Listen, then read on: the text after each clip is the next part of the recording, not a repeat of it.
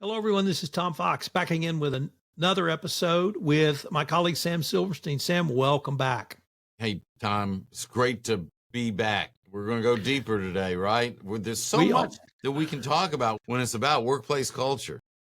Sam, in this episode, I wanted to focus on the steps you take to change the culture after you've done the culture audit. So a company's done the culture audit and they have assessed where they are, and now they're going to move forward.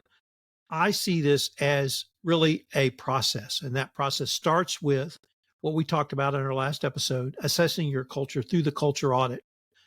Now you've got that information. You put together a strategy based on that information, and then you begin to implement through training and communication.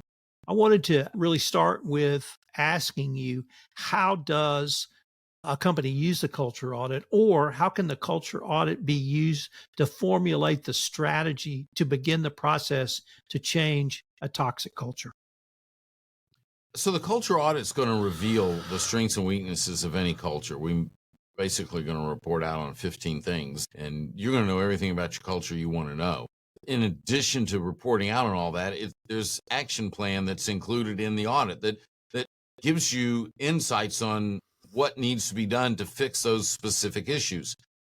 I want to step back a little bit because a culture of an organization, every organization has a culture.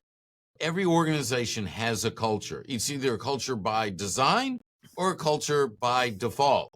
And a culture by design is one where it's been clearly defined, it's been modeled, taught, it's been protected, it's been celebrated. And these steps continually come back around and revolve, and you just continue to go through it.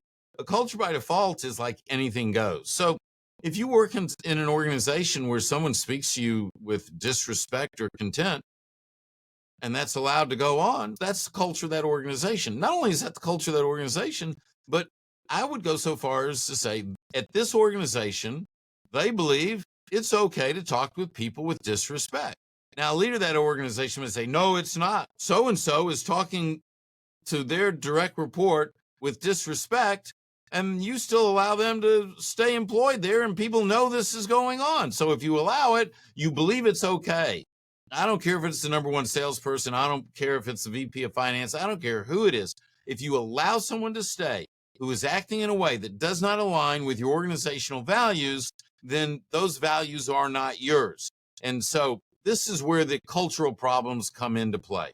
Ultimately, it's going to come back to a set of values that have been specifically defined and designed to create an amazing culture, which means those values connect to 4 specific areas, and those values are protected, meaning it doesn't matter what your last name is, it doesn't matter what you look like, it doesn't matter what your job title is or where you went to school. You have to live the values the same as I have to live the values. And once that's in place, then you have the ability to create an organizational culture that is consistent, that is defined, and that is high in ethics, high in quality, high in valuing people. You shared a story with me once, Tom. I want you to share this story about the individual and the sales expense report. Share that, and then let's talk about that. Sure. 3 salesmen in Brazil were terminated for cheating on their expense account. It was a clear violation of corporate policy. We had a zero tolerance policy that was communicated. We trained on that. It was not a surprise. And they were summarily terminated. About 6 weeks later, the top salesman in the United States turned in an expense report from Olive Garden. And he had nearly $300 meal at Olive Garden. And he was taking out a potential hire. And I don't know when the last time you went to Olive Garden was, but it's very difficult to run up $300 at Olive Garden. And what had happened was he had used the opportunity to take his family and the candidate's family to Olive Garden. And they had a couple of bottles of wine, at least the adults. And he submitted that.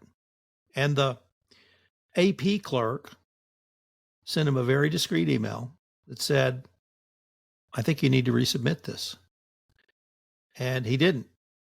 And he said everything was fine. She had the receipt. So she called Olive Garden in another state to find out what every code of every charge was. And so she found all of that out, and it actually listed the number of people who were there. Now, can you or could you at that company take out the family of a potential candidate with your family? Absolutely. You just had to get pre-approval to do that. And this person didn't get pre-approval. And so the question became, he has now submitted an incorrect, fraudulent expense. And how was he going to be treated? And he was not terminated because he was the top producer in the United States. And you said something that struck me in an earlier podcast, which is if the person becomes bigger than the policy or the value, what does that tell you about the policy or the value? And it was a very important lesson to me because it destroyed the credibility of the compliance function, certainly in Brazil. But once that story got out, it was you're treated in America one way and you're treated differently outside of America. There's a lot that came from that. And so if we're talking about culture change strategy and implementation, I think we need to understand that in this type of situation at that company, that organization, that it's okay to the culture is it's okay to lie, cheat, and steal as long as you perform. That's their culture because that's exactly what they allowed to happen. Here's someone that knew the rules, chose to go the other direction, but because they were the number one salesperson. If you allow the number one salesperson to do it, then basically what you're saying to everyone is, as long as you perform, we don't care how you do it. Lie, cheat, steal, rip off the company, rip off the client, rip off the community. Go for it. It's Wild West. That's your culture. Now you might say, whoa, that's a little harsh, but that's reality. That's reality. Now, what happens when you fire the top salesperson in an organization? Because this is key. You want to build a great culture? What happens when you let go the top person in the sales department because they didn't step out of value, they lied, they cheated? It sends a message to every other person in that sales department and the company. But here's what it sends. It goes, one, they really believe that honesty is important here. They really believe that because they were willing to let the number one person go. Second thing that sales team thinks is, oh my gosh, they let Joe go. They must think that we can carry the ball.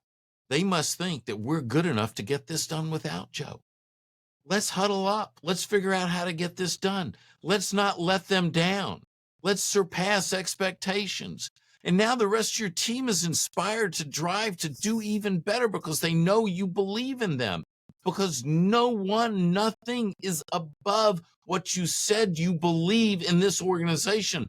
Whether you believe in honesty, whether you believe in valuing people, whether you believe in quality of product, whether you believe in the service that you give your clients. When you're willing to let someone go who's not stepping it out, when they've had the chance to do it right and they haven't been able to change their behavior, you allow them to go someplace else. You tell everyone else, this matters here. And when you do that, then you're on the road to creating an amazing culture. You have said multiple times throughout this podcast series and others that actions speak louder than words. Is this the type of action that means as much or more than training because it's a true communication of a value? Well, absolutely. This is training everyone in your organization that if you lie, cheat, and steal, you're gone. You just trained everybody. This is also training. I don't care what country you're in. It's the same rules apply to everyone. We're in this together. I live by these rules. I expect you to live, and not rules, values. We value honesty here. I'm going to step it out. You need to step it out also. What better training is there? I mean, Tom, we can rock up and go into a classroom and we can talk about this stuff all day long.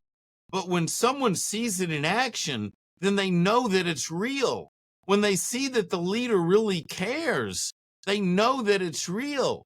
When I can tell you I love you all I want, but when you have tragedy in your family and I'm there at the door to help, you go, oh my gosh, this guy cares about me. He loves my family. He wants to make sure that we do well. He's here in the worst situation.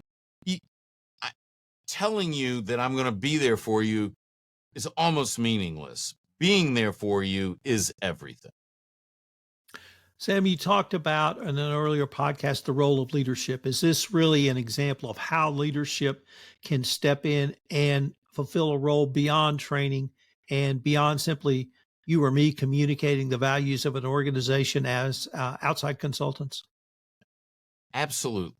I, Tom, I was working with a client once. I spoke at their annual meeting and we did the culture audit and we got all the results from the culture audit, worked with leadership and actually ended up certifying some people inside the organization to continue this march forward. But in this process, I interviewed about half a dozen people in the organization because I really wanted to know more about the organization before I spoke at their annual meeting.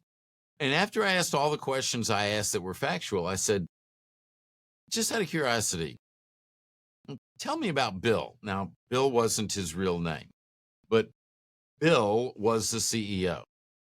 And when I said, tell me about Bill, every person I asked stopped and started to get emotional right there. I mean, you could see their eyes start to tear up as they talked about Bill.